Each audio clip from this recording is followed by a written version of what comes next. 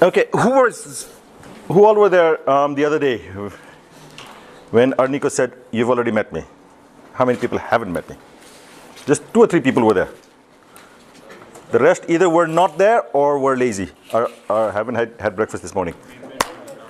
The other day, as in Hyatt, when you guys, or you were in Hyatt or you're having coffee outside instead of listening to me and other speakers. It's also a possibility. Actually, you well, met him as in, I don't know you personally, but were you in Hyatt? Yes. You were? Okay. Did you see me? I was different. I was wearing a tie and not a kurta. That was 5-star Hyatt, so this is ICIMOD. I felt this is more informal. Anyway, what we're going to talk today is on policy issues. Now, normally when you say policies, it's boring. It's very theoretical. It's very, dry and stuff. Now, I know you guys have been going through this for 4 days. Now, this is your 5th day. And early in the morning, 5th day, it's not something what you want to hear.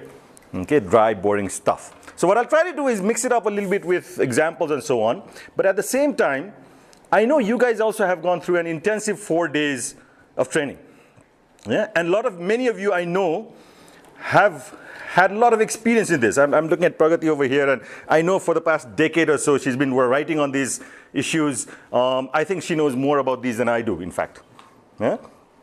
Because she's directly in touch with policymakers more than I am, in fact. She goes and interviews them and so on. And then she's also in touch with the people more than I am, because I sit in front of my computer, she's going in interviewing. And not just her, I'm sure most of you come from the same backgrounds or even more experience. And even if you aren't, that's okay.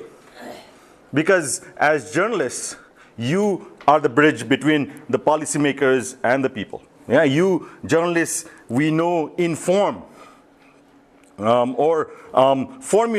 help to formulate public opinion, based on which policies often get made, sometimes not. But anyway, in that context, you have an important role to play and so on. So based on just your past experiences, okay, and your 4 days, just give me a little flavor of what you have gone through in these 4 days. What have you learned? What was something that you were, wow, I didn't know about this before, okay? 9 o'clock in the morning, I know a lot of people will not raise their hands, so I'll point, and I'll be a little dictator here, okay? Yes, ma'am.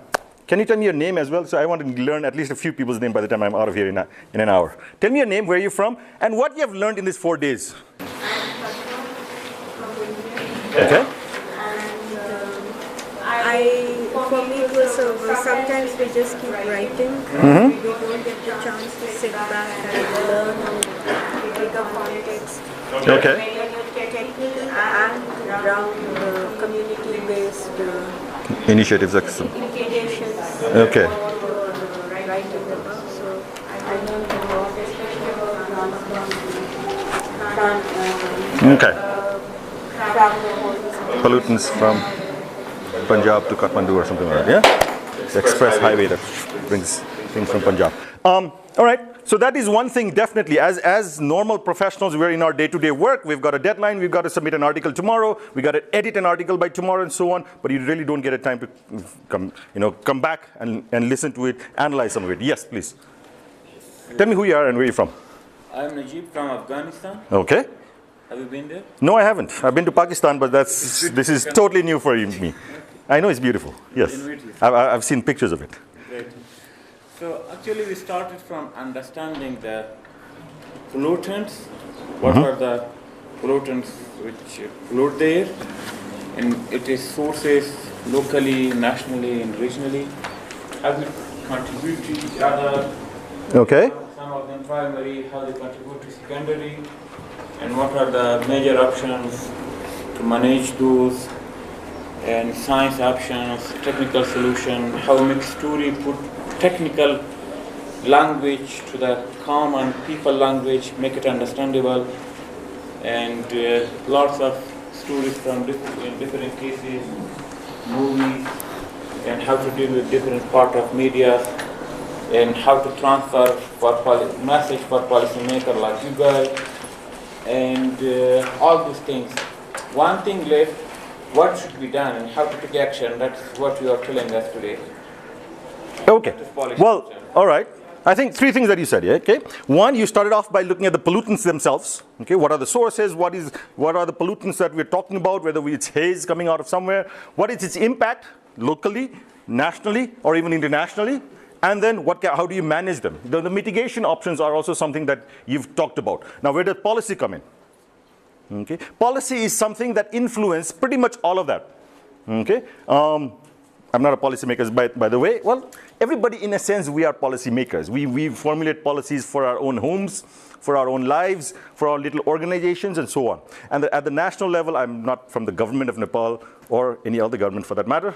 I do work in UN. It's an international government, I guess.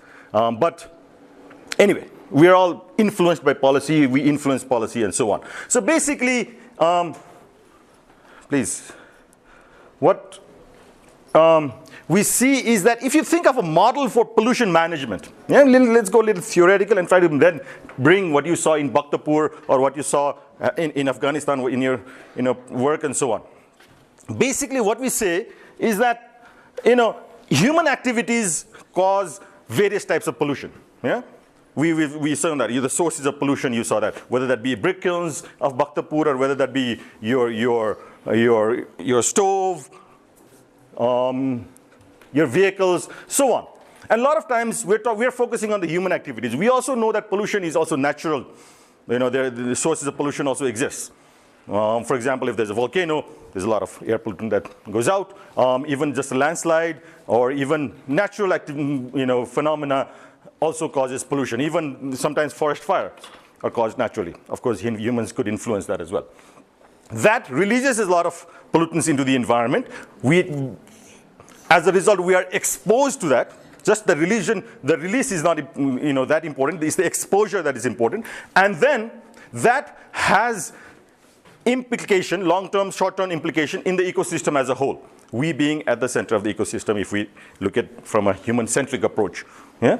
So that is a general way of where we're seeing the flow of environmental impacts and so on, pollution. Now, what do we do about it? Okay. One way to look at it is we can reduce the source of pollution right at the source. Okay. So through incentives, penalties, through education, whatever, you influence human behavior. Okay. So produce less waste, whatever. You can regulate it. Okay. No, you cannot do that. You cannot release these pollutants into the air. Sorry, this is the standard for vehicle emissions in our country. If you go beyond that, you're going to be punished. Or for industry, some kind of regulations have go in there. Or you can restore it. It's polluted. Kanpur area was polluted, so we got all the industries out of there. Okay, we try to restore the environment once it's polluted. If you look at this simple model, yeah, reduce, regulate, restore approach to pollution management. What are some of the instruments that you could use based on your understanding? You talked about different approaches to manage pollution as well. Now we're talking about air pollution. How can we, tell me something you can do for each one. Reduce. Air pollution reduction, what can you do? Right here, sir. Just by public awareness. Public awareness, who are you? From Afghanistan. I tend to pick up Afghani people. Maybe I should go there. Two sides of the room, I thought I was getting different country. Okay, just awareness on reducing pollution, okay, is one of them. Yes. Not Afghani. No, Pakistani. Pakistani, okay. I spend half my life in Pakistan these days. Okay. What can you do to, say, regulate? Give me an example of a regulation from Pakistan to control air pollution. You're not sure? All right, let's go this side. Yes, ma'am, from here. To regulate? Yeah. Standards for tailpipe emissions. Standard for tailpipe emissions. All right. Your vehicles should not be polluting more than this. All right. Are you aware of any? Where are you from, ma'am? India. India. In India, what kind of standards do we have?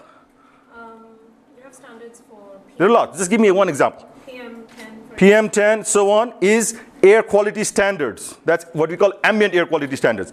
Tailpipe standards. What kind of tailpipe standards do we have? Your cars that come out, right? It has to be Bharat 3, Bharat 4. right? Now Bharat 3, Bharat 4 is a set of standards that has a lot of things in it. If we just say Bharat 4, it's easy to say that, but if you look into that, but when you go buy a car, or all Indian car manufacturers can't sell a car that is below Bharat 4 standards, which is really equivalent to Euro 4 standards.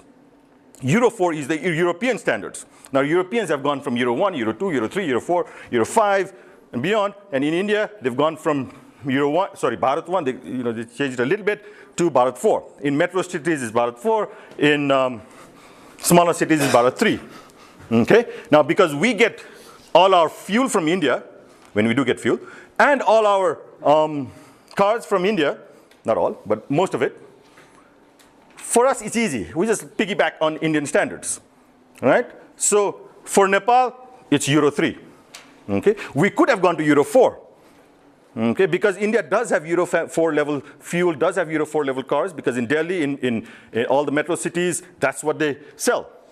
But so far, that's where we are, Euro 2, Euro 3. Now, these are regulations, okay? So even if Nepal wanted to manufacture its own car or import cars from somewhere else, if it wants to import car from Indonesia, for example, we'd still have to go with Euro 3 cars. Restore. How do you restore an area that has been polluted, for example? In case of land pollution, sometimes it's easier, right? It's polluted, so you treat it, you take the soil, you treat it, or sometimes what they do is bioremediation kind of stuff. What do you do with air pollution? It's all out there. How do you restore Kathmandu? More trees. Plant a little bit more trees so that the trees absorb pollution, okay? Clean technologies. But what kind of technology? Because green technologies often is based over here. Yeah? You don't let the pollution happen. If you're riding your electric car just like Kunda does, right? He doesn't let pollution happen because he's reducing it right there. Okay? Or if you fit a catalytic converter in your car, so what? It emits emission, but you fit a little technology that kind of takes care of that emission. That you're regulating it. You say all cars in Nepal have to have catalytic convert, right there. So it's a treatment mechanism. Restore.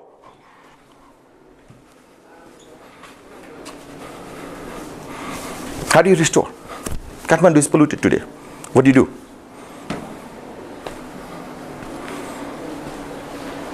Kathmandu does it quite frequently, unintentionally though. We call it Nepal Bandh.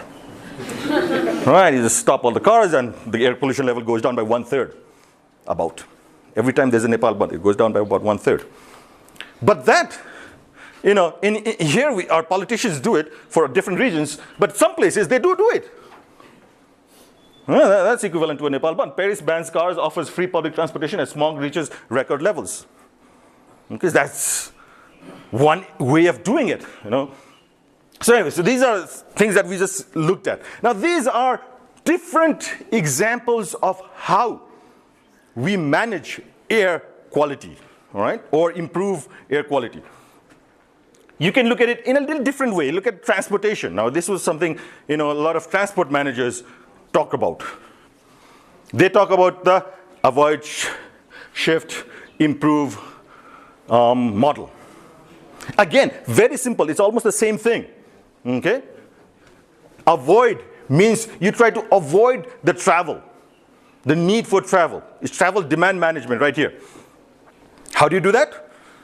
Well, land use planning. Okay? Building cities that are more compact will avoid unnecessary travel. Okay? Now, or shift to a more environmental friendly modes. Shifting to electric vehicles, like Bhutan has done. Who is from Bhutan? Someone is from Bhutan. Salute to you and your government. Okay? Promoting electric vehicles in a big way. Okay? There is the Bhutan government has says that we'll reduce our fossil fuel imports by 70%. And we will be a carbon neutral country. For that, we will get all our vehicles to be electric vehicles. Of course, there are some problems, there are some challenges, that's there, and we can discuss that. But anyway, that's shift, okay? Or you can kind of, all right, improve a little bit, improve the energy efficiency. So you can't go to electric vehicles. We're still using the diesel vehicles. Okay, we're still using our same old, Kathmandu is expanding. We're not going to do much about it. But at least improve it a little bit in terms of efficiency. How can we get our vehicles efficient? How can we get our transport systems a little bit more efficient? Okay. So basically what I'm trying to do is, you've got a lot of options. You can do this, you can do that, you can do education, you can educate the drivers, you can educate children, you can have, media campaigns, so on. But if you try to put it in slots, then we can kind of see how does this all fit in there. And for policy making, that's important. Now look at from a vehicle emission point of view. How do we manage vehicle emission? Two things. You can either look at from a technical perspective, or you can look at it from a management perspective. From a technical perspective, if you look at a vehicle that has a pipe coming out and smoke belching out of that pipe, where can you control? Either at the fuel or the vehicle technology itself.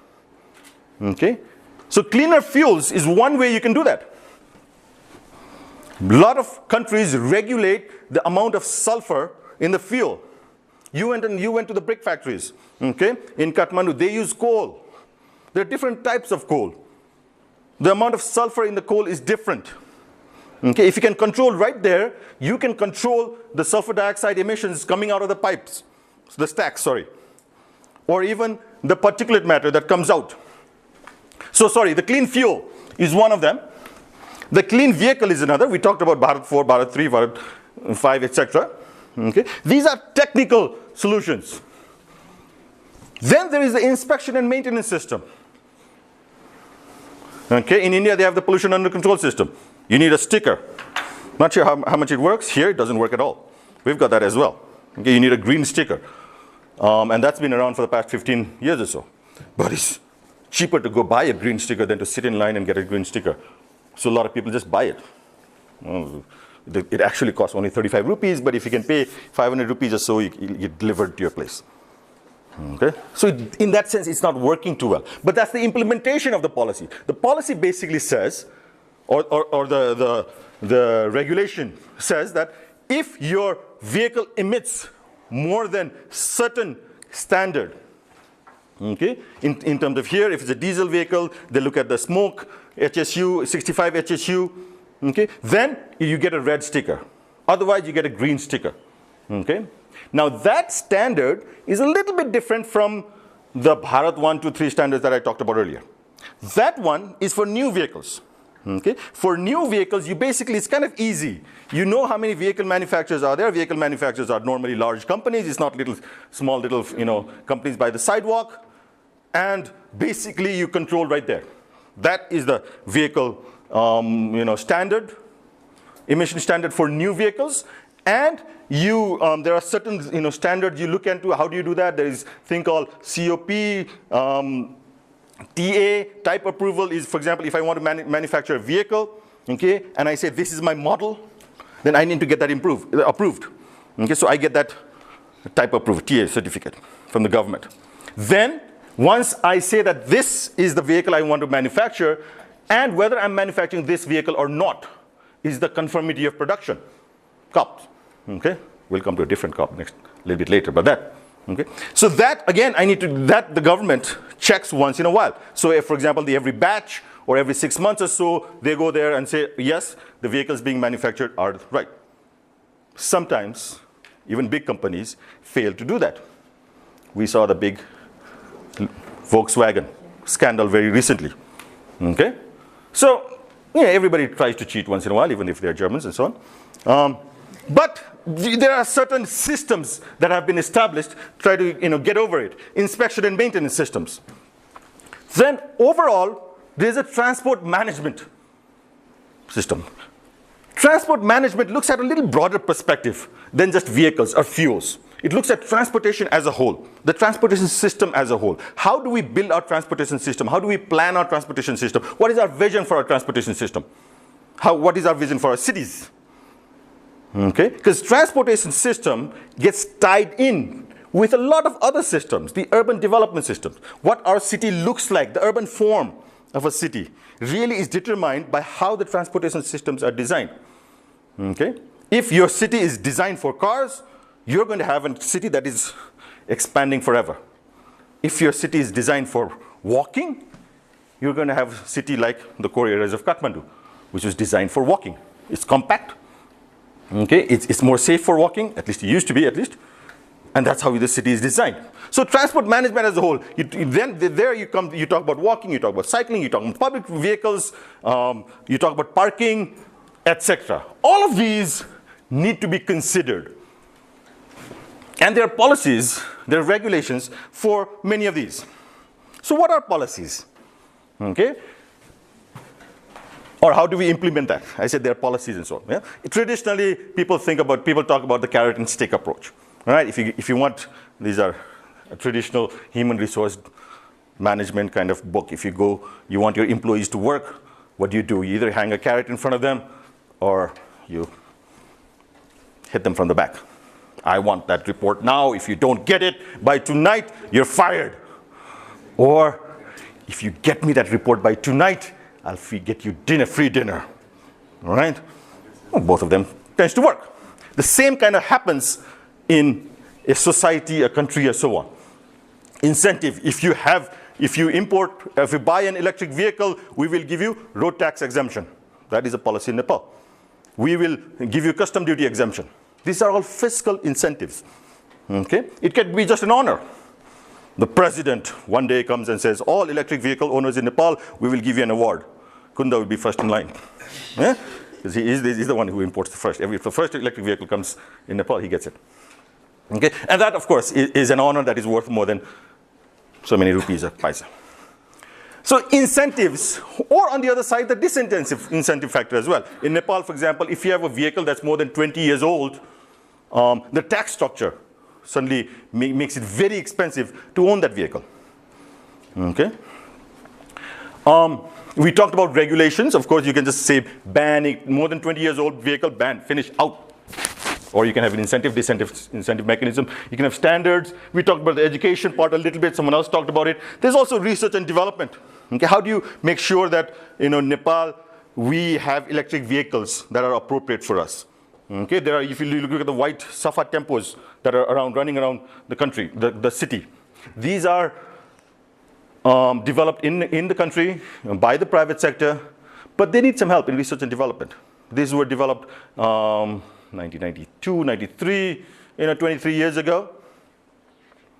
It's about time they kind of got improved. Since then, the battery technology has improved quite a bit. These tempos, three-wheelers, are running on what we call the lead-acid batteries. Now we have the lithium-ion batteries. Lithium-ion batteries are kind of the batteries that you use in your cell phones and so on.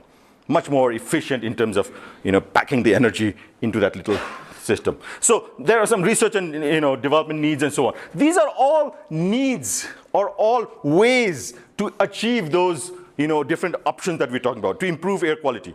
And these are ways that government can influence that. Policies in general, basic principles by which government is guided. Okay, I just went to the web and said, okay, what is policies? You type that question and this is what you get. Okay? A statement of intent and is implemented as procedure protocol. A set of ideas or plans of what to do in a particular situation that has been agreed to officially. So basically it is something, it's a basic, a principle or an approach that a group of people agree to. That group of people may be the government, that group of people may be a ministry within the government, a department, or it could be the whole nation. Okay? Now, for our Pakistani colleagues, this is what I see in Pakistan. They have a Pakistan 2025 vision. Okay? It says it's a common vision for Pakistan, for all of Pakistan. It says one nation, one vision. It's for the whole nation. Okay? I'm not sure how much Pakistani people themselves are aware of it, but it's a fairly good document. And I hope that a lot of Pakistanis are aware of it and own that document.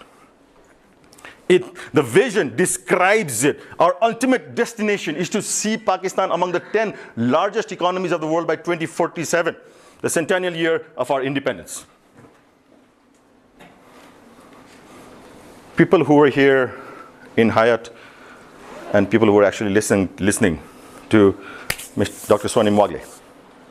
Okay, he was talking about Vision 2030 for Nepal. Okay, and they're crafting it. What was he talking about? What is the vision? Or what are some of the pillars for that vision that he was talking about? Anybody remember? I think they talk about 3 pillars. Okay.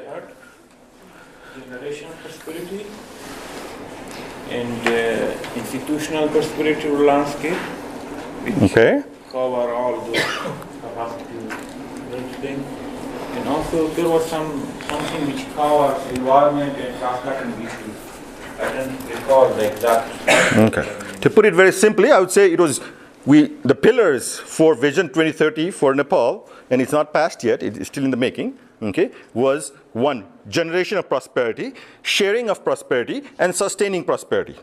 Prosperity was the central theme there. Yeah, we want to be a prosperous nation, good, but it's not just for the generation. There's a set of ideas. Then sharing. So generation part is more the economic development part. The sharing part is more the social aspects of the social development. How do you make sure that prosperity is equally distributed within the society and all people, men, women, poor, rich, everybody has a say in that. And the third one is how do you sustain it? Okay? In Nepali, I would say, samriddhi banaune, samriddhi baadne, samriddhi bachaune. Okay? That is basically how we put it together. Now, this is again very similar to here. We're talking about economic development in Pakistan as a central theme here. We want to be a big, major economy in the world by, 2047, 100 years since independence. Okay? But that includes 8 different elements. And interestingly, these symbolizes the 8 elements there. Okay? A, people first. The social part is very important there. Inclusive growth, again, very similar.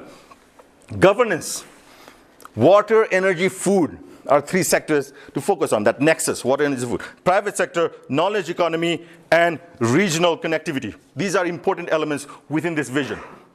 Okay? Now, vision is very important. You have a vision, and based on that vision, you formulate policy, you formulate standards, etc. Okay? But ownership of that vision is very important. If there's a vision document, it just sits in the corner, sits in someone's bookshelf, not much. Okay? For that ownership, to connect to the people, what this statement has done is that it has connected the vision statement with an important date, 2047. It's not 2050, it's not 2030. Okay? Because 2047 is a very emotional date. It's 100 years since independence. And by 100 years, gosh, we should be able to do this. In India, when Sri Narendra Modi launched his Swachh Bharat Abhiyan, okay, what is his important date? 2019, 150th anniversary of Mahatma Gandhi. What is India going to gift Mahatma Gandhi? Mahatma Gandhi once said, sanitation is more important than independence. Therefore, we're going to give Mahatma Gandhi a very sanitary India. Okay? They connect with it. And it's important that policies do that as well. Now let's talk a little bit about standards. Okay, we already talked a little bit, and I know you've gone around monitoring air quality, you looked at standards, air quality numbers, and so on. There are different types of standards. We talked about the ambient air quality standards, PM10, what it should be. Okay? We talked about vehicle emission standards. Vehicle emission in new vehicles, in-use vehicles, they are different. Okay? In industries, different industries could have different standards, brick industries, so on. We could have standards related to infrastructure. For example, road standards. If you're in an urban context, roads should be X wide, or there should be a footpath that is so and so meters, and so on. Okay? Bike path. If you're bike lanes, there are different types of roads. Okay, in urban cities, there are large boulevards, there are smaller feeder roads, little lanes, and so on. But what should be the standard for each? That is important. Okay. Now in Kathmandu, we really don't have that. We do have some standards, and which nobody really knows or hasn't been developed appropriately. For example, standard for bike lanes. There is a standard that says that bike lanes should be 1.2 meters. That's about that much. Okay. Imagine 2 bicycles going there. There'll be a collision. Not enough. Okay. footpath. You've seen some of the footpaths in Kathmandu, not really built to them. Now, of course, there's also standards related to equipment, technology, vehicle standards. Okay, what kind of vehicles do we have? What kind of technologies do we want? AC. If you want AC, this is a standard.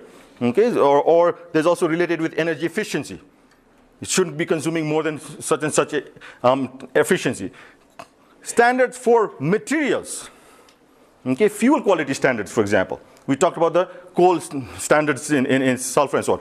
All of these are things that countries normally develop. Now, if you look at countries in Asia, what do they have? Now, this is something that, sorry, I forgot to put the source. It's coming out of the Clean Air Asia people sitting in Philippines. I'm told that Myanmar is the only country without national ambient air quality standards. Now, this may be a little old. Who is from Myanmar here? There. Am I right or am I wrong? I don't know. I've never been to Myanmar. Myanmar is another country that I'd love to go but never been to. Okay? If I'm right, I hope Myanmar changes that soon. Okay? But the good thing is every other country at least has an ambient air quality standards.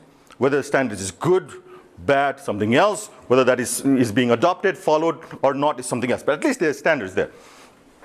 Increased availability of air quality monitoring data, but variability in reporting systems. Okay? So air quality monitoring data is coming up. But, for example, in Kathmandu, we used to have very good air quality monitoring system that has, since 2008, 2007/2008, that has stopped. Now it's more scattered data coming. Okay. Also, if you want to compare data, if you want to say in the Hindu Kush region, what is the air quality, how do different countries fare, there has to be a uniform system. That is kind of missing there. Then linking that with health implication, some work done there as well. Okay, you do have media reporting on air quality, or a lot of countries now have air quality index, through which they can. I'll talk a little bit more about index. They can say whether the air quality in a city today is hazardous, good, bad, ugly, whatever. And several cities have come up with clean air plans and so on. And there are some discussions going on about more vehicle emission standards, fuel efficiency. That is one place where there's quite a bit of discussion going on. We already talked about the Euro 1, Euro 3 vehicles and so on. Because this is also where there's a lot of economic activity. The vehicles is very important for economy of different countries here. And of course, that's been tied to global level. This is, I don't expect you to read it, but you will get the slides, I think, or you can download them later. It's just basically a list of who has what standards for PM10, PM2.5, and so on. And again, I don't want to point to Myanmar too much, but anyway, that was there. It's not updated, I think. It's probably not updated, I agree. This one is from Clean Air Asia 2013. Okay, so I pulled it from a source from 2013. Even in 13 it was not updated. In 13 it had air quality standard, and I was part of the team to develop.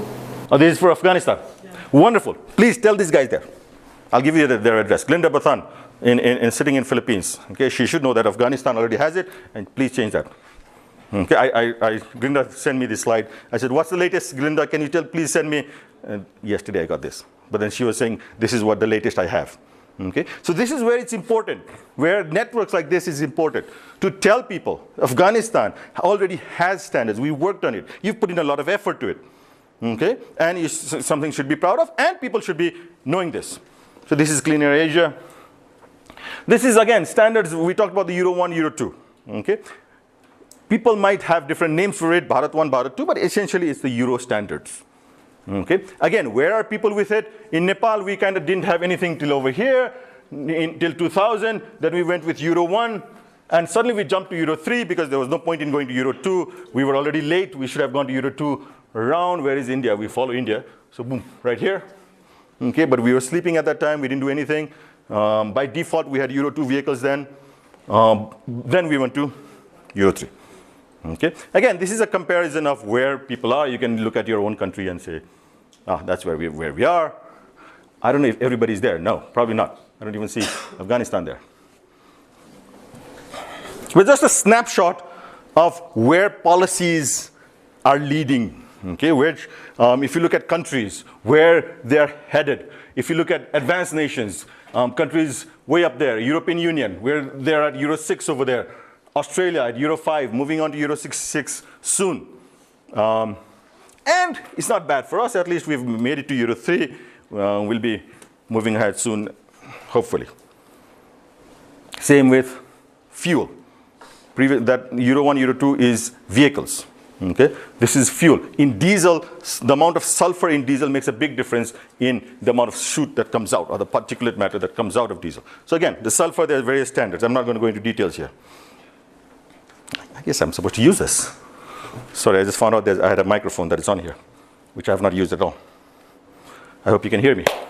And then, of course, then there is, taking that standards and putting it out to the people. And here is where media come into play. Some traditional media like newspapers also have little, just like weather reports, air quality reports, or they have situation updates that people can load down using apps and so on, or social media. These are just some examples. This is Singapore, I think. Yeah, Singapore governments. And this is Thailand, whereby they tell people what the quality of air is. Okay. Now, sometimes it can be, a little confusing. I think you also realize there is PM10, there is PM, there's SOx, there's NOx. What the heck is all of this? Right? Can't we just have one number? Air quality, good, bad, ugly, or red, yellow, green? Well, there have been some attempts to do that. Okay. And one of them is air quality index. So what it does, it takes a different pollutants, okay, and tries to put it into one number. And it's often used by governments, agencies to communicate to the public on how bad the air is. Okay, so it may not have anything. For example, it may be today's. This is an example of China's air quality index. All right? Today's air quality is 52. What is 52? Well, it's not 52 milligrams per liter. Milligrams per cubic meters or something. Okay, it's just the air quality index. Now, there's a certain way that they calculate this. Okay, they have normally what they have is they have this criteria, pollutants, 5 or 6 pollutants that they measure on a regular basis. PM10 may be one of them, SOx may be one of them, NOx may be one of them, and they look at which one is for each. They have, if the PM10 is, for example, below 30, you might say it's excellent. Between 30 to 50, you might say it's good, and so on. And then based on that, then they look at the worst of that data and say that is the air quality index for that day. Okay, that is one way of doing that. Not everybody does it the same way. And that is also associated with health implications. For example, here we've got 0 to 50 means green. It means excellent, no health implications. Similarly, good means few sensitive individuals should reduce outside exposure. Going all the way to severely polluted, healthy people will experience reduced endurance in activities, blah, blah. Okay. Now this is what is communicated. Even this is not important. Then you've got 1, 2, 3, 4, 5, 6 colors to look at the air quality. Now, the confusing part might be that this is different from how someone else does it. India does it a little bit differently. So sometimes it's very difficult. You can't say that, well, Beijing has yellow today, New Delhi is at red. Well, New Delhi's way of measuring AQI may be a little bit different from Beijing. In fact, I know it's a little bit different.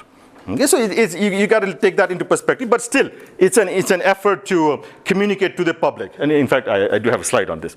Sorry.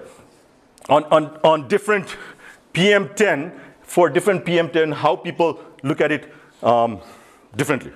Okay? For example, even between UK and US, okay, there's a different way of looking at the AQI. And we don't have time to go into details here. Policies also come at various levels. It could be a very local policy. Okay? The parking policy of Lalitpur is Lalitpur municipality determines how parking should be done in a city. Okay? Now, in Kathmandu, while we're at parking, we can just talk about some of the complications of policy. Kathmandu right now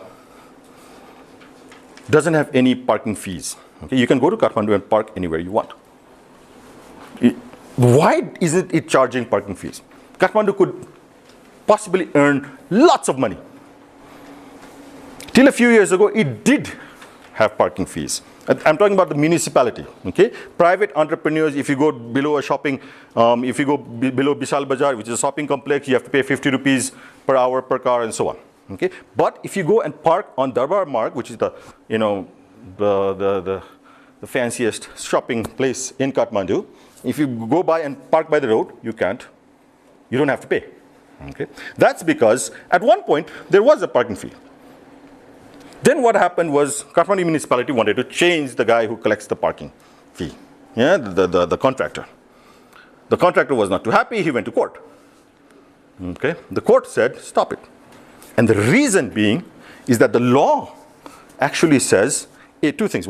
One, municipality is allowed to collect car parking fees, okay, in roads that they build and manage.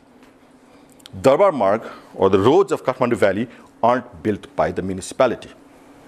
It's built by the Department of Roads. They manage, in Nepali, vyavasthit karne. What does that mean? I'm not sure. If there's a pothole in Darbar Marg, the Department of Road fixes it. If there's a piece of paper lying on Darbar Marg, the municipal sweepers come and clean it. My advice to the municipality was, listen, if you're cleaning that road, means you're managing that road. Therefore, pick up parking there. They were too afraid to challenge the court, so they haven't done it yet. Then the second problem is, the law also says, this is the Local Self-Governance Act in Nepal, yeah? Says that parking fees should be this. They have determined parking fees. And it says basically for parking of vehicles, the maximum you can charge is 10 rupees for any given, per time, okay? Which means that I can go and park my vehicle in Darbar Marg for 10 months and still only pay 10 rupees. Okay? Now, Darbar Marg is the most expensive real estate in this country, pretty much. Okay? The guy right behind there, Thai Airways, he's probably paying much more than 10 rupees. Okay? The real estate, if you compare that, parking fees should really be based on market rates. What is the rate of that square piece of plot that is 2 meters by 3 meters or 4 meters or 5 meters, whatever the parking spot is? Okay? That should determine the parking fees. But no, we put it in our act and regulations. And as a result, municipality is handicapped. So A, it can't even cover the parking. And even if it does, it can only charge 10. Otherwise, it's illegal. As a result, the municipality just says, we will say where you park, and if you don't park, we will take fines. They end up getting more money by collecting fines. Okay?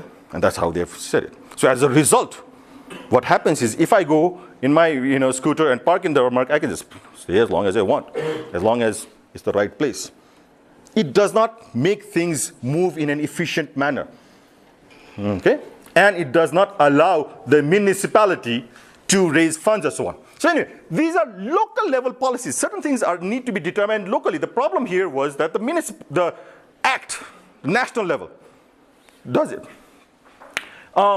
In climate change as well, we haven't talked much about climate change. I'll talk a little bit about it later. Someone has to tell me what I'm doing with time. Who's that? Ramita, tell me when I'm going over, huh? Where is it? There. Okay, there. I'm supposed to go till 10:30. Okay. Sometimes I just go on and on. City development plans. A lot of things are determined here at the local level. This is where we want, this is the policy we want. It can be at the national level plans. A lot of nations now have climate change plans. Nepal has a climate change plan.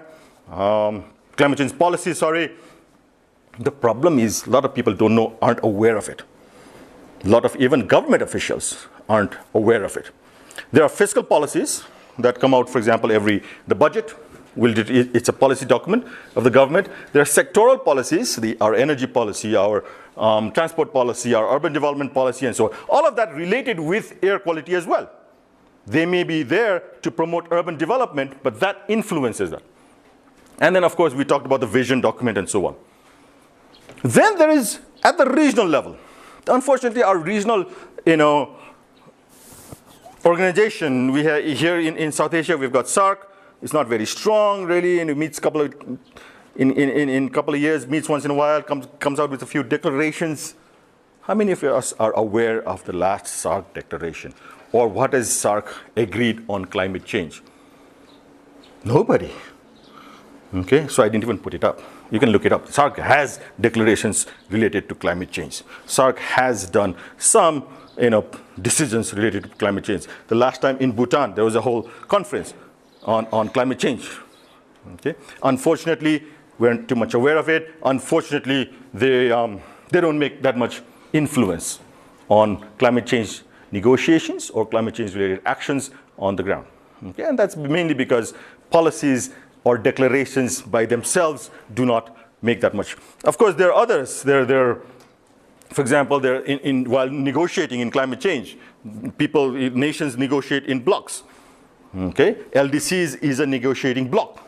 Nepal used to chair that. Now it has moved on. But within our group, we've got Afghanistan, Nepal, Bangladesh. If we want to get our voices across, we need to do it through LDCs. This is a fairly influential group there as well. Of course, there's these BRICS coming up. That's for India, China in our region. That's how they get there across. Then there are global policies that we all agree to, or many of us agree to as a global community. Okay? Recently, till this year, we had the MDGs, the Millennium Development Goals. Now from this year, we've got the SDGs, the Sustainable Development Goals. We've got the United Nations Framework Convention on Climate Change, UNFCCC. Okay? Based on that, we've got the Kyoto Protocol, and now we've got INDCs coming on. We'll talk a little bit about these because global are important as well. Okay? And how they get translated to national is also important. Now, back to cities and climate change. One of the things that, again, this is, when I had talked to the Clean Air Asia people, they were saying, in 2012, a survey of 900 cities in Asia showed that only 3% had some kind of plans to tackle climate change, only 29. Okay? So a lot of times, problem with climate change is it's being discussed at the higher level. At the international level, we have all these COPs. What is this COP? Conference of Parties, and this is the 21st Conference of Parties that's happening. Okay, it happens every year. A lot of people are interested in, and so on. Okay, but that, unless it gets translated at the local level, not much gets done. It's here where activities happen. The real, I say the local governments are the front line of this battlefield. Okay, that's where the fight is on climate change or on pollution is won or lost. It's the battle in the trenches of the local government. Unfortunately, that's not happening. Now, of course, we've got the new Sustainable Development Goals. How many goals are there? 17. How many targets are there? More than 400. 169 targets. Okay? Now, that's a problem, isn't it? 169 targets, are you going to remember them? I'm not. Even 17 goals are very difficult to remember. Okay? But this is something that we're going to come and we're going to be hit against for the next 15 years, so might as well memorize them, or at least know some of them. Okay? So here they are. It's a beautiful graphic, so I put it up. One deals with poverty, eliminate poverty. Second deals with hunger, zero hunger. Third deals with health. Fourth with education. Fifth, gender equality. Sixth, water sanitation. Seventh on energy, clean energy. Eighth on economic decent work and economic growth. Ninth on industries. 10th, reducing inequalities. 11th, related with cities. 12th on cleaner production and consumption. 13 on climate action. 14 in oceans. Then we've got biodiversity and so on at the 15th level, peace and justice in 16, and partnership for all the goals on the 17th. Where does air quality fit in? 50. Okay. You see all these birds flying, so it has to be clean air that the birds fly in. 15, someone said 15, 13, okay. Where else? 7, 11, cities, 3, health. Quite a few, isn't it? I mean, so it's not, we don't have a goal that says clean air for all, okay? But if you want good health for all, you can't have it in a dirty environment. You can't have it in a place where the air is not clean. If you want sustainable cities, you can't have a sustainable city where the PM 2.5 level is out of the roof. Okay? If you want clean energy, if you get clean energy, that will translate into air quality improvement. If you want action on the climate level in agenda, you need to address the issue of air quality as well. Excuse me, sir. What Yep. is your idea about goal number 1 and 2? So, as population ever increasing, is it possible world with the poverty because new generation is coming? So, no, it's possible when nothing is coming. When something is coming, you have to expect. And also, zero hunger, yeah? So, Are you asking my opinion on whether this is possible or? asking your ideas. Yeah, okay. Whether it's possible, yes. Okay, I think it's possible. Now, whether it's probable is something else. Whether it's challenging is definitely something else. To eliminate, to have a world free of poverty, of course we need to define poverty, but that we can do. Okay, is possible. Okay, and a lot of economists say that. Jeffrey Sachs says that we can get rid of poverty within our generation. It can be done, and these are the policies that need to be put into place. So there are different scholars who have studied this and said that this needs to be done. I will not go into details now. Now, I agree that with ever expanding population and the fact that this population increase is happening 90%, more than 90% in developing countries, which most of them do not have the capacity to, or at least right now, to manage this explosive population growth that's happening. More than 90% is happening and will happen between now and 2030 or 2050. This population growth will happen in developing countries, about 92. And even within developing countries, it's going to happen in urban areas. And even within urban areas, it's going to happen within slums. Okay? The urban population is going to bloom. And that slums, of course, I'm not talking about people giving birth in the slums. I'm talking about a lot of people coming in. Okay? It's in contradiction with their economic policy, because behind this goal, there are free economic market. Means rich people get rich and poor people get poor. So United States is one example of that. So if the usual practice is like that, so how it's possible? What we look for? Well, I think that is why this is there. Yeah? If the usual practice is that we are following an economic model, okay, and I will not name a country, but different countries have different models, okay, in which that promotes inequality. Where the rich continues to get rich, the poor continues to get poor, there is something wrong. That's why there is a goal related with reduced inequality. There are, like when I talk about the Vision 2025 for Pakistan, they do talk about reducing inequalities. I know even in Pakistan, just like any other country, there are a lot of very rich people. And there are a lot of very, very poor people. And one of the problems in Pakistan is just that. Okay? And the way the economies work is that somehow the rich people tend to get favored and they continue to get richer. Okay? So therefore, to achieve these goals, this is not going to be easy by any means. Okay? I do not believe that as a global community, we will probably reach all these goals. But goals is something you aspire to. Okay? So if the global community agrees to aspire to these goals, okay, maybe we can have policies, we can have plans, programs, investments to promote some of this. How do you reduce inequality? This was not there in the Millennium Development Goals. Okay, so suddenly this has come very important. Of course, the gender issue also. Now, if you look at number 5 and number 10, sometimes you could say, well, you could combine that as well. You're talking gender equality, and we're not talking overall inequality you want to reduce. You could. Okay? Maybe it's been put separately because gender, just to put more focus on that.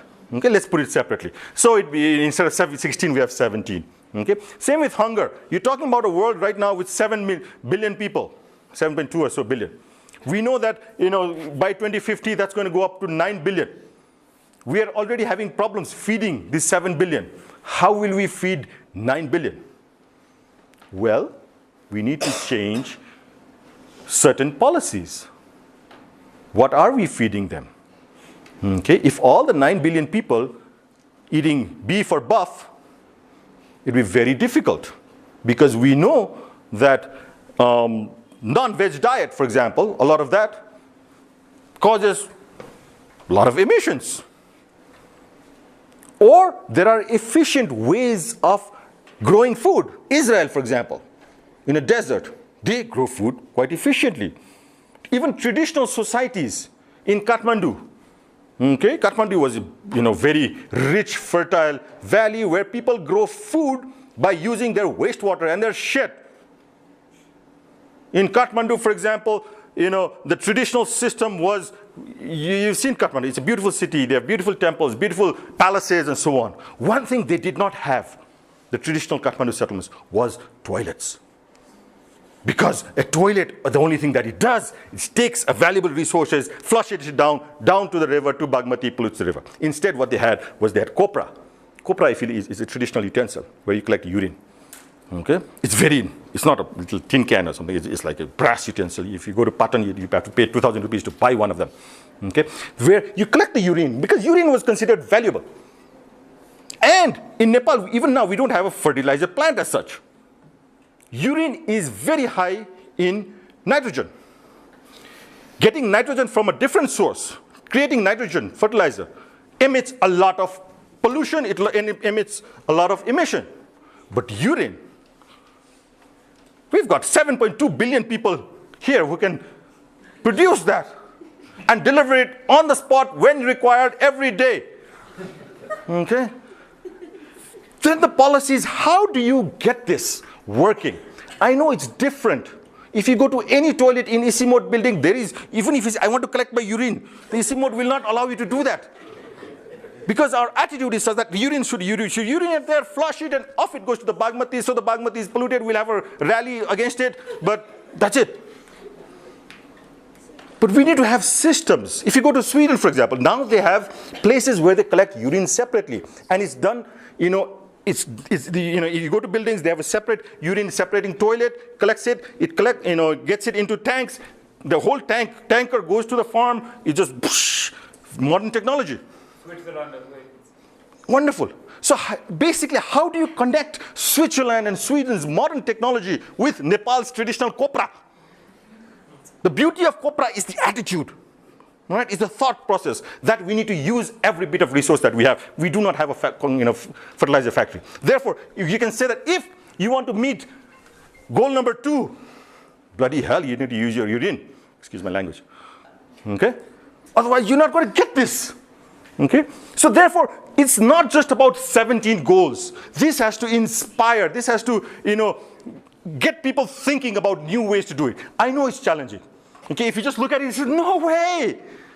How can we meet? We have difficulties meeting one target. 169 targets? You must be out of your mind.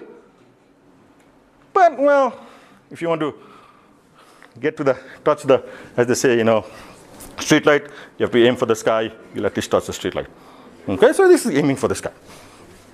All right, I know. Then there is, if you break it down, you can look at it for each. There's different targets and so on. I'm not going to go into details. I'm just going to read a few of them. Yeah? Target 3.9. 3 is dealing with good health. And you were right. That talks about air pollution is important. Substantially reduce the number of deaths and illnesses from hazardous chemicals and air, water, soil pollution. You thought this was easy. Look at this. This gets more and more complicated. And that's one of 169 targets. Well, that has a lot of stuff in there.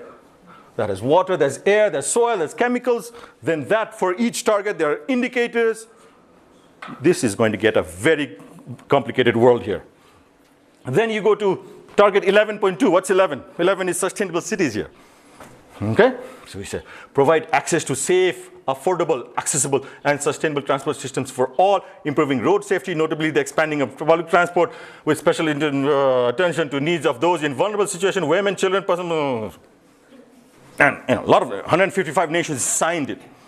And it says that stabilization of atmospheric concentration of greenhouse gases, yes, so GHGs, at a level that would prevent dangerous anthropogenic interference with the climate systems. 155 nations agreed to do that. They signed a piece of paper saying that we will do that. But almost none of them have done it. This hasn't happened, has it? We haven't been able to stabilize it. So that gets us thinking, well, just by agreeing to a declaration, okay, and this is very important, UNFCCC, everybody talks about it. And then we have COP21. 21 times, this is Conference of Parties. These are 155 nations who have signed this. They have met every year. Where have we gotten? Well, in 1997, okay, at COP3, the third COP after that, more than 160 nations adopted the Kyoto Protocol. Okay, that happened in Kyoto, which legally binding obligations to limit emissions of industrialized nations for the year 2012, and measures such as CDM, that's the Clean Development Mechanisms, were introduced to assist this process. This was just an intention. Okay, we will do it. It's like, if someone says, oh, come to my house sometime. Says, oh, sure, I'll come sometime. That doesn't mean I'm going to come tomorrow. I'm just saying, I'm just being polite, of course I'll come. Maybe I'll come sometime. If we agree that, all right, you will come on Friday evening, 5 o'clock, you and your family are invited, here's the invitation card, and I respond saying, yes, I will come, that's almost a legally binding thing. It's not legally binding, but it's still, it's fairly legal. And that's what this is. Same with Kyoto, right? But again, the problem is the way it's formulated. In Kyoto, US, for example, Al Gore went to Kyoto and signed this document. He was the vice president then. Well, Clinton lost the new elections, Bush came into power, Bush said, Kyoto is bullshit. Okay? Threw them out of the window. So that didn't work either. So therefore now, we have to come up with a new agreement. And that's why everybody is talking about Paris. We're hoping that in Paris, something, a new binding, universal agreement will be signed, which will take us beyond 2020, what we're going to do. The path will be cleared. Will it be signed? I don't know. Many people have their doubts. The way we in 2009 in Copenhagen, we said the same thing in Copenhagen, we'll do it. Right? Everybody went to Copenhagen. Barack Obama was there. But we weren't able to do it. Since then, every COP that has happened. Mexico, South Africa, Doha, hasn't happened. But this time what they've done is they've asked nations to come up with their INDCs. INDCs are basically their intended national determined contribution. They're saying, okay, if we come and say, India, reduce it by XXX amount, India is going to say, none of your business, or sorry, we can't do it. We need the right to develop. Yeah? And it's kind of sane arguments as well. You can argue that. So he says, all right, India, what can you do? You tell me. All right? So it's unconditional actions that national governments intend to take under future UNFCCC climate deal due to take, agreed in Paris. What happened?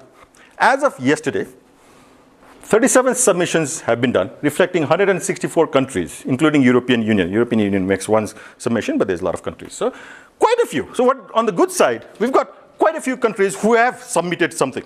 And this represents 91% of the global emissions. These are so large countries, large emitters have.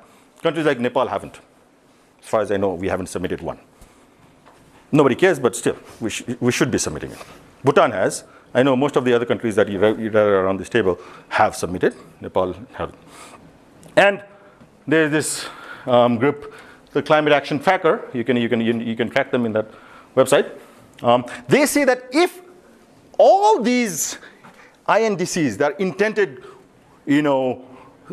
our vision, let's say, well, we'll do this. India says we'll do this. If everybody does everything that they said that they will do, then the temperature increase will be limited to 2.7 degrees. Now what does that mean? This is 2.7 degrees increase from pre-industrial days. In generally, scientists are saying that, beyond 2 degrees increase, we're going to have irreversible change, or things are going to go very bad. So we need to try to limit it to 2 degrees. Okay? A lot of advocates are also saying that no, 1.5 degrees is what we need to go at the most. Okay? Right now we're around 8.8 or so already there. Okay, 0.8 point, and less than 1 degree increase right now. But at the most we can afford is this much. Beyond this, things will go berserk. If all kinds of natural systems will be disturbing beyond repair, and we can't do anything. So what is this saying? The good part is that it's working in that many countries are submitting their INDCs. The bad part is that it's not being ambitious enough. Normally, if I say, oh, sure, I'll do this by 2030 or by sub-8, it's like these SDGs. That's like our ambitions. Of course, we'll have no hunger by 2030. Normally, we put ourselves challenging things. And plus, these are, you need to show off as well. China has to come and say, I need to be better than India. India has to say, if China promises this, I'll do this. Nepal has to say, of course, we're going to be better than India, and so on. So you put ambitious goals. If we can't make it, what the heck anyway? But the point is, even if they make it, they're not going to make it.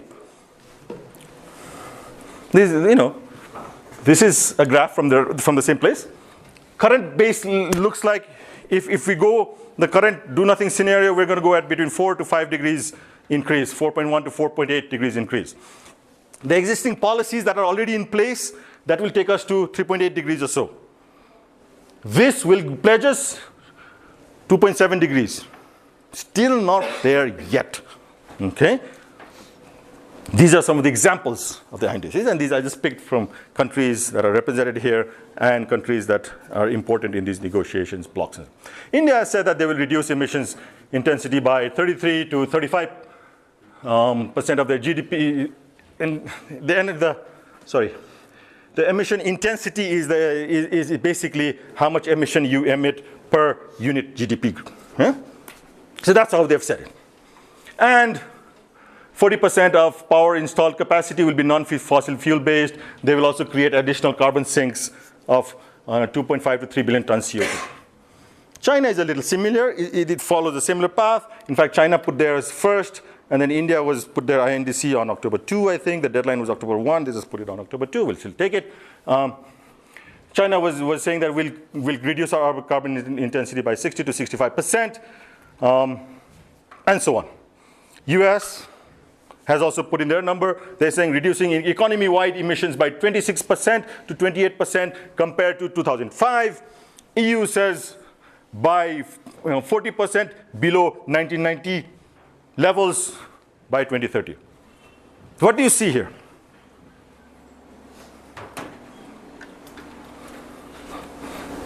I see a lot of numbers. Good. A lot of people are starting to think actual, we're not saying we will reduce emission, we'll reduce this by this. So that's good. But what's the problem? People are using different units. Some are saying we'll reduce our energy intensity or emission intensity. Some are saying we'll reduce our overall emissions. It's very difficult to compare that. Okay? So when you say energy intensity, basically what you're saying is, listen, we will grow, our economy will grow. And you'll have to allow us to grow. But it's just that emission per unit growth, we're going to decrease. And we hope to grow very much. Because all our, like the Pakistan document, of course, India also hopes to be a prosperous nation, and it should. And then the dates are different. USA is saying we'll go below 2005 levels compared to 2005, 28%. EU is saying compared to 2009, 40%. What does that all mean? Okay, that's why you need people like climate trackers who actually go to EU 1990, and then starts. If this is what we have right now, 20 days from now, will we have an agreement? Highly unlikely. There's so many differences right here. If you just look at two countries, there are 100-something countries here. Even just China and India. The difference is huge. One is saying 60 to 65%. One is saying 33 to 35%. Half. Okay? If you look at EU and US, another big chunk. One is saying 1990 levels. One is as their baseline. One is saying 2005 levels as their baseline. How about Russia?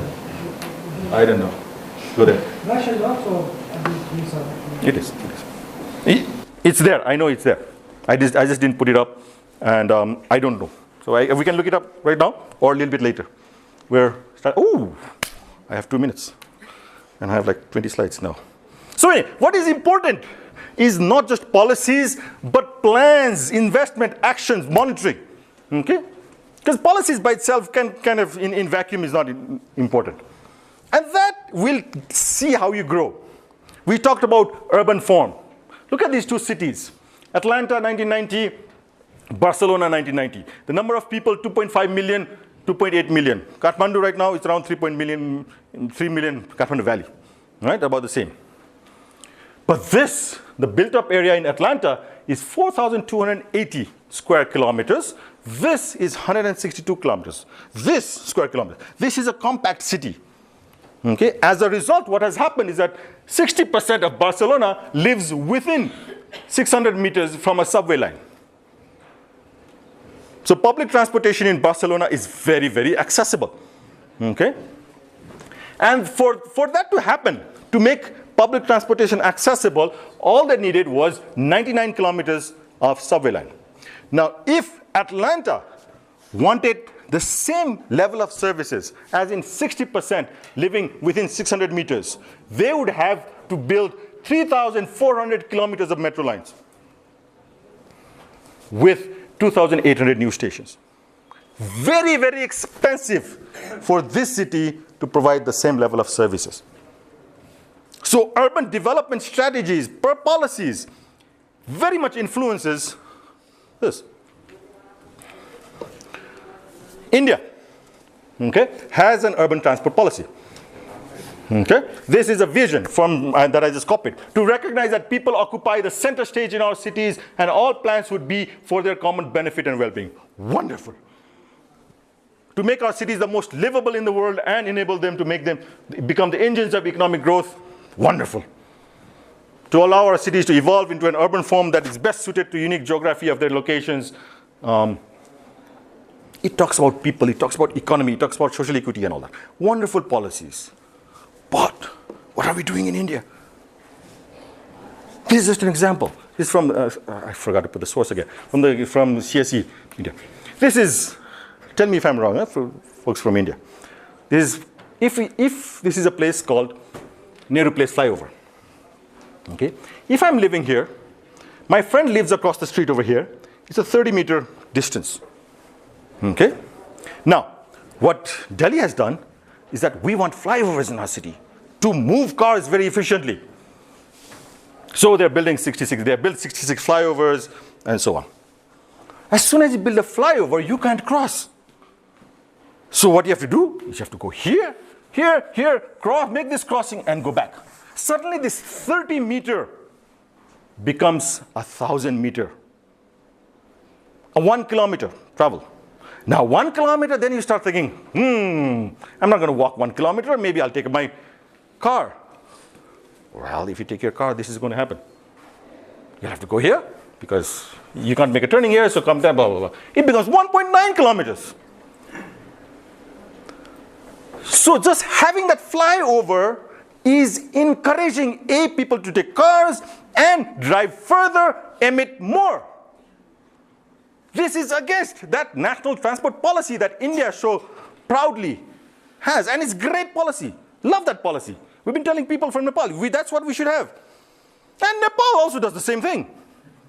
Nepal says, well, roads are, crowded, so we'll expand the road. Great. This expansion was done about 10 years ago. This is Gaushala Road. This is two-lane road. We expand it to 4-lane road. Wonderful. More cars. But they forget this little thing. See this? This little obstruction. What happens? One person on the sidewalk, the next guy has to go on the street. Because there's no place to walk. Because people don't think people. Planners, policymakers, they're thinking vehicle-centric. We need place for vehicles. Forget the people. People what? They also come. 40% of the travel in this city is made on foot. Where is the place for people to walk on foot safely? 50% of the people who die by traffic accidents in the city are people on foot. Okay? Pedestrian has to come first. This thing has to go at least plus this has to go till here. That's something else. But this could have been easily. But we don't think. This guy goes here, the cyclist goes here, the electric vehicle goes here, then the car goes. Even for the car, it's difficult. Look at this street. Do you see a difference between this color and this color on the pavement? See the light color here? Means there's dust here. Means the cars aren't traveling on this side of the road. The cars are sticking to 2 lanes. We end up with a 2 lanes highway and a very unsafe pedestrian way. And expanding roads. Well, the last time we have a SARC meeting, not this time. Previous one. I used to be in the municipality. And this is the road we expanded then. We all know this is in front of the RNC building. It used to be 2 lanes. We said, whoa, we need to expand that. Made that 4 lanes. Well, this is this SARC. Between one SARC and next SARC meeting, this happens in Kathmandu. Okay? So just expanding roads, trying to solve the traffic jams by building more roads, infrastructure is like trying to put out a fire with gasoline, says Enrique Peñalosa, one of the most inspiring mayors in this planet, I'd say. Used to be the mayor in Bogota. Doesn't solve the problem. The policies need to look differently. Look at traditional. We've got a beautiful city made for walking. Well, then we throw our cars. Oh, sorry. Not just walking. Streets are made for, women or men to sit and chat. It's a great open space. This little kid is arguing with his dad saying he wants to buy something or something else. There's a little store. Street is more than just transfer facility. It's a public space. But no, we say street is for cars. So in comes the cars. This is Tamil. You ask and there are surveys that's been done among the tourists sitting in Tamil. Tamil is the tourist hub in the city. What is their biggest problem? They'll say unanimously, cars. Try doing shopping here. You guys watching this, should I go to Elina's spa over there? You're going to get hit by a car and you better go to a spa after that. Okay? So that is not place for cars. And mind you, the first master plan for Kathmandu was made in 1969, Kathmandu Valley Development Plan. Okay? One of the things that is mentioned there is Kathmandu's core area will be pedestrianized. 40 years ago, we said that we will pedestrianize this area. Instead, we didn't. Okay? So what is important is to go beyond policies. And here's the good part though. If you do, the results are good. You all went to Bhaktapur to see the brick factories. Yeah? I know this is a complicated graph, but just look at one of the lines. Bhaktapur is this. This is the air quality in Bhaktapur. Right? Look at the pink line. Boom. Right? This yellow is the Putli Sarak, which is traffic infested area in Kathmandu. It's here, this year, and during the monsoon it goes down, during the winter it comes up again, monsoon goes down, goes up, but, boom, boom, boom, see the drop? Why is this drop? 26% drop between here and here. Bhaktapur, air quality improvement. That's because 2002, 2003, if people live in Kathmandu then remember, that's when people rose up, demonstration against the brick kilns. Government made a decision right there, saying at that time there was a very some good government bureaucrats and ministers as well, that the old technology has to go. They banned the old technology. They gave 2 years to improve the new technology. By 2005, the entire brick industry had changed. We see results. When policies are responding to public needs and they have support from the public and the private sector, things do change. Okay? These are my children. And just a week ago, one of my greatest pleasures was that my daughter, because about 2 weeks ago, I got rid of these training wheels. Yeah? For a week ago, finally she learned how to ride. She was very happy. The reason is that this road over here in front of my house, okay, we have very few cars coming here. As a result, she can ride her bicycle. She can learn how to ride her bicycle. Our cousin, who is older than her, is very jealous of her because he can't have that pleasure. Okay? Our policies, whatever we do, our city should be designed based on the weakest member in our city. The children, the elderly, and so on. Okay, you fulfill their needs. A city is more civilized not when it has more highways, but when a child on a tricycle is able to move anywhere, ease, and that's where we need policies. That's why we need policies. Thank you so much. I'm already gone beyond time. Sorry. Any questions? Yes, sir. Many thanks for your good and very helpful presentation. Thank you. Indeed. And I think personally that to achieve the goals of SDGs is less challenging, but it is more challenging to change the mindsets of the policy makers who will make the policies. And if you are agree with me, how can you change the mindsets of the policy makers? That's why I'm here. Why did I agree to bicycle all the way here this morning? Because Arniko said, we're going to give training to journalists. I said, great, forget the Hyatt Hotel, I'm going to come here. Because really, I feel the media plays an important role in formulating public opinion. Okay, informing public opinion. And policymakers do listen to the media, and I think this is very important to change public opinion of policymakers, and so on. And that is where we need to work with. Okay, and that's, I think, the whole intention of this training. The media has to understand this and put this in the language that the policymakers understand and the public understands. I put a lot of information on pollution numbers, PM10, and so on. The media will take that and pick up, says, every hour, one Delhiite dies because of air pollution. It's true. Every hour, one Delhi person dies because of air pollution. Put that in the headline of the Times of India. Okay? And it's like every hour. We're worried about the shooting in Paris where 129 people died. Well, in Delhi, that happens every week, every few days. Okay? That hopefully will change public mindset and so on. We need to get people thinking about this, talking about it, and I think media is very important in that. That's all I can say for now. Of course, there are other tools as well, and I agree with you, public mindset and the policy mindset has to change first. Anything else? Yes, sir. Sir, how can we gauge practicability of the policy before its implementation and its compliance with the socio-economic dynamics of the country? Okay, how do you know that certain policies will work or not? Practicality. Yeah?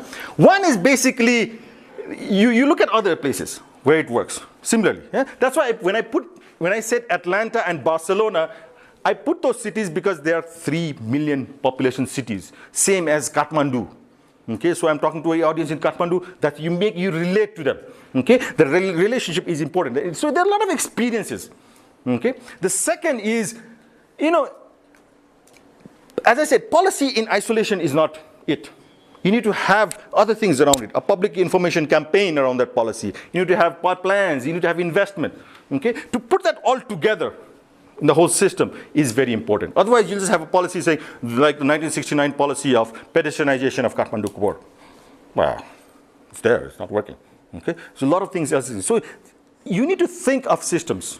Okay, how is that policy going to influence? So a lot of preparatory part is very, very important. Okay, as that famous quote from Abraham Lincoln, I think, if you give me 6 hours to chop a tree, I'll spend the first 4 hours sharpening my axe. Okay, that is very, very important. Anything else? I think this is the last question. From this lady. Yeah. And then you can continue maybe over coffee or tea with Bhushan, because we need to move on. I don't want to sit between you and your coffee. Our countries like Bhutan and India, how can we make ourselves hold on to international platforms like COP? We know we are the one who are suffering, but we just go there, we witness, and we can't just witness. Two things, okay? Two things. I agree. A lot of times we're just going spectators, yeah? It's who goes there and how much preparation this person has done or not, yeah? Because when you go to a COP, really, I've been to just one COP so far. I went to the COP in Delhi because it's very close. That was COP 8, long time ago. And then I said, this is too much for me. I'm not going any because it's a big mail out there. It's a big zoo, right? So if you want your voice heard, your voice should be sharp and on the ticket. Yeah. Second, you need to group with like-minded countries. When there are 160-something, 190 countries there, just individual countries' voices may not be heard. So Bhutan voices will be heard through the LDC group, okay, or through some of the other groups. Or the third thing is, you take a bold decision. Bhutan saying we will be climate neutral by 2020. How about you? That does get heard. That gets picked up by the media. Bhutan saying we're going to reduce our fossil fuel use by 70%. We're going to be 100% electric vehicles. That will be heard. If Nepal went there and said, by 2030, we're going to be carbon neutral, I think that would be a bold statement. And I think Nepal can be carbon neutral by 2030. And if we make a statement, if we don't become, well, what the heck? All the people will have forgotten by then. But I think the Nepalese delegation should go there and boldly say, our INDC is carbon neutral by 2030, full stop. Okay, forget the 20%, 30%, wow. It'll be heard. Then they'll say, well, how are you going to be carbon neutral? You say, well, okay, we're going to promote electric vehicles, therefore we need some support in putting up charging stations and so on, blah, blah, blah. So I think it's how you package your statement and how you package your team. Yeah? It's important. Thank you very much. Please enjoy your coffee.